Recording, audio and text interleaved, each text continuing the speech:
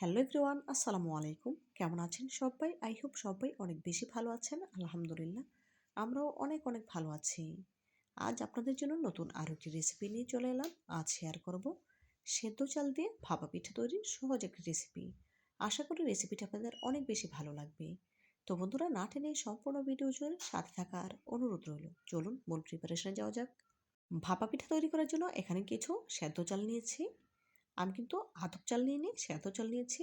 আজ সেদ্ধ চাল দিয়েই ভাপা পিঠাগুলো তৈরি করব। এখন এই চালগুলো খুব ভালোভাবে কচলে পানিতে ধুয়ে পর্যাপ্ত পরিমাণে পানি দিয়ে ভিজিয়ে রেখেছি ৫ থেকে ৬ ঘন্টার জন্য।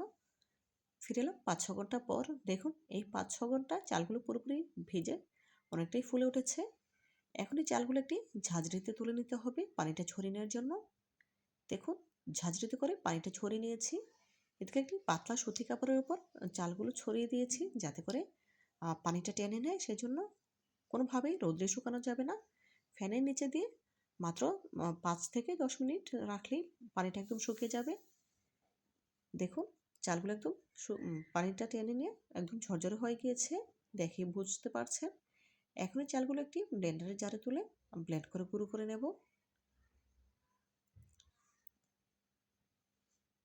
দেখুন ব্লেন্ড করে গুঁড়ো করা হয়ে গিয়েছে।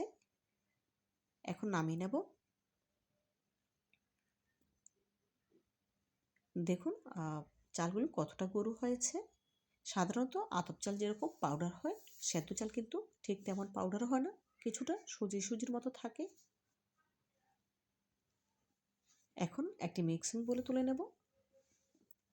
এভাবে করে একই প্রসেসে সবগুলো চাল গুঁড়ো করে নিয়েছি।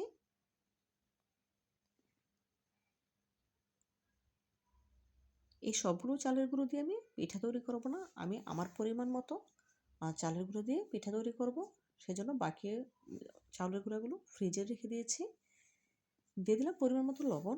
লবণ দিয়ে চালের গুঁড়ার সাথে খুব ভালোভাবে নেড়ে মিশিয়ে নেব। মিশিয়ে নেওয়া হয়ে গেলে এখন অল্প অল্প নর্মাল পানি দিয়ে মিশিয়ে নেব। কোনোভাবেই এখানে ফুটন্ত গরম পানি অথবা কুসুম গরম পানি দিতে যাবেন না। সাধারণত যেরকম নর্মাল তাপমাত্রা পানি থাকে সে পানি দিয়েই মিশ্রণটা রেডি করে নিতে হবে। একবারে বেশি পানি দেওয়া যাবে না, অল্প অল্প পানি দিয়ে এই মিশ্রণটা রেডি করে নিতে হবে। সবশেষে আপনাদের দেখে দেব মিশ্রণটা কেমন হবে। কিছুটা মিশ্রণ হাতে নিয়ে এভাবে মুঠো করলেই দলা পেকে যায়, আবার সামান্য একটু চাপ দিলেই ভেঙে গুঁড়ো হয়ে যায়। এমনটা হলেই বুঝতে পারবেন মিশ্রণটা রেডি হয়ে গিয়েছে। এখন চালের এই মিশ্রণটা আমি রেস্টে রেখে দেবো ২০ মিনিটের জন্য। ফিরে আসছি ২০ মিনিট পর। এই ২০ মিনিটে চালের মিশ্রণটা পিঠা তৈরির জন্য পারফেক্টভাবে সেট হয়ে যাবে। ২০ মিনিট পর ফিরে এলাম। দেখুন ২০ মিনিটে চালের মিশ্রণটা কিন্তু পিঠা তৈরির জন্য পারফেক্টভাবে সেট হয়ে গিয়েছে, একদম ঝরঝরে হয়ে গিয়েছে, দেখেই বুঝতে পারছেন। পিঠা তৈরি করার জন্য এখানে নিয়েছি সেদ্ধ চালের গুঁড়া, নিয়েছি কোরানো নারকেল, গ্রেট করে নেওয়া খেজুরের গুড়। এদিকে একটি পাতলা সুতি কাপড় নিয়েছি, পানিতে ভিজে পানিটা নিংড়ে নিতে হবে। পানিটা নিংড়ে নিয়েছি। এদিকে নিয়েছি একটি পিঠা তৈরির ছাঁচ। এগুলো বাজারে অ্যাভেলেবল কিনতে পাওয়া যায়, অথবা আপনাদের হাতের কাছে যদি এগুলো না থাকে তাহলে যে কোনো বাটি দিয়েও তৈরি করে নিতে পারেন, কোনো অসুবিধা নেই। ১ লেয়ার চালের গুঁড়া দিয়ে নিয়েছি। এখন দিয়ে দেবো ১ লেয়ার খেজুরের গুড়, যেটা আমি গ্রেট করে নিয়েছিলাম। আমি আমার পরিমাণ মতো গুড় দিয়ে নিচ্ছি, যে যেমন মিষ্টি খেতে পছন্দ করেন সে অনুযায়ী দিয়ে নেবেন। দিয়ে দিচ্ছি কোরানো নারকেল। উপর থেকে আরও কিছুটা পরিমাণে খেজুরের গুড় দিয়ে দেবো। দিয়ে দেবো আরও ১ লেয়ার চালের গুঁড়ো, দিয়ে হাত দিয়ে খুব ভালোভাবে সমান করে নিচ্ছি। খুবই আলতো হাতে একটু চাপ দিয়ে নিতে হবে, খুব বেশি জোরে চাপ দেওয়া যাবে না, তাহলে কিন্তু পিঠাটা ভালো হবে না। আগে থেকে যে পাতলা সুতি কাপড়টা আমি পানিতে ভিজিয়ে পানি নিংড়ে নিয়েছিলাম সেটা দিয়ে মুড়ে নিয়েছি। এদিকে চুলে একটি পিঠা তৈরির হাঁড়িতে পর্যাপ্ত পরিমাণে পানি দিয়ে ফুটিয়ে নিয়েছি। ফোটানো পানির হাঁড়িতে পিঠা দিয়ে দিলাম, ছাঁচ তুলে নিয়েছি।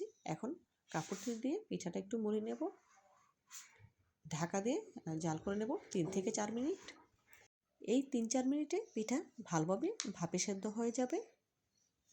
৩-৪ মিনিট পর ফিরে এলাম। দেখুন ঢাকা তুলে নিচ্ছি। এই পর্যায়ে পিঠা পুরোপুরি ভাপ দেওয়া হয়ে গিয়েছে। আমি আপনাদের চেক করে দেখে দিচ্ছি। দেখুন কতটা পারফেক্টভাবে পিঠা হয়ে গিয়েছে। এখন তুলে নিচ্ছি। এভাবে করে একই প্রসেসে বাকি পিঠাগুলো তৈরি করে নেব। আবারও পিঠার হাঁড়িতে পিঠা দিয়ে দিলাম। সুতি কাপড় দিয়ে মুড়িয়ে নিচ্ছি। ঢাকা দিয়ে আরও 3-4 মিনিট জাল করে নেব।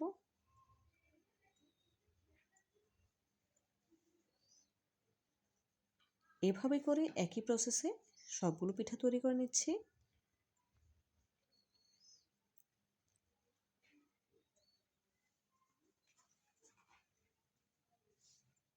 একই প্রসেসে সবগুলো পিঠা আমার তৈরি করা হয়ে গিয়েছে।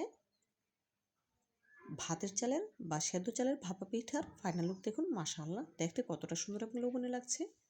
তো বন্ধুরা, আপনারা একবার হলেও আমার রেসিপিটি ফলো করে বাসায় ট্রাই করবেন, ইনশাআল্লাহ অনেক বেশি ভালো লাগবে।